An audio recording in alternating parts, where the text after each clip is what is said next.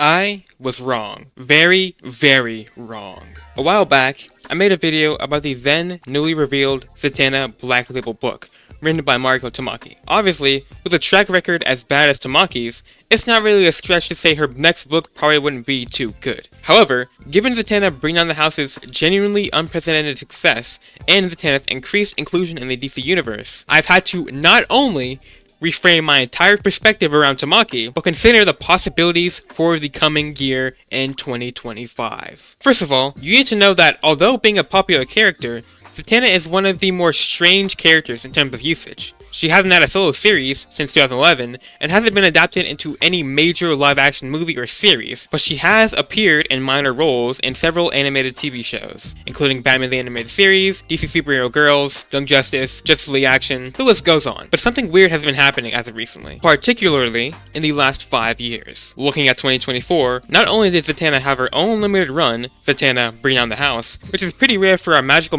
I really just wrote that, great, okay. But she has also had a pretty prominent appearance in this year's DC event, Absolute Power. But the mere existence of books featuring the fishnet aficionado isn't the most important part about this. No. Anton, pull up the data. When the first issue of Zatanna Bring Down the House was released, it was the 21st best-selling floppy by units sold, and 15th in the amount of revenue generated.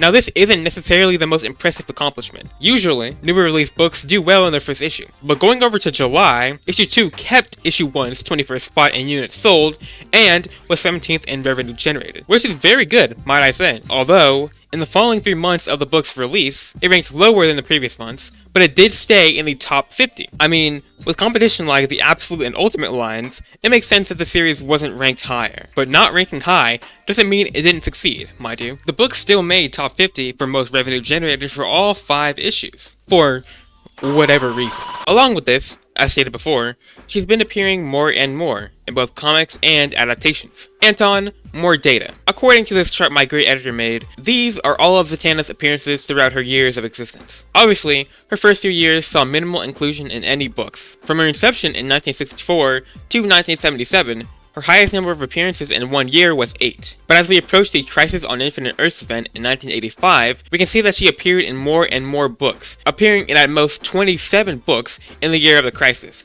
her highest yet. Throughout the late 90s and early 2000s, she had a more steady appearance rate, slowly increasing until 2008 with the return of her role in the JLA. Her appearances received a slight dip, but still maintained a high rate for Zatanna standards. Then, in the late 2010s, there was a sudden spike in appearances, due to her involvement in the Justice League No Justice arc and the Justice League Dark. But in 2019, she had 92 appearances, made up of her appearances in both the Justice League and Justice League Dark series, which is her highest to this day. And as of right now, she remains to have a high appearance rate, having between 60 to 80 appearances from 2020 to 2024. This data shows that, to some degree, DC is becoming more comfortable with using Zatanna, not just in titles that are already inherently based in the magical realm, like the Justice League Dark, but even in the main Justice League line. And on top of this, a possibly ongoing series was announced a while back. DC seems to be going in a bit of a new direction in 2025, given the All-In initiative, the beginning of the DCU, and most excitingly,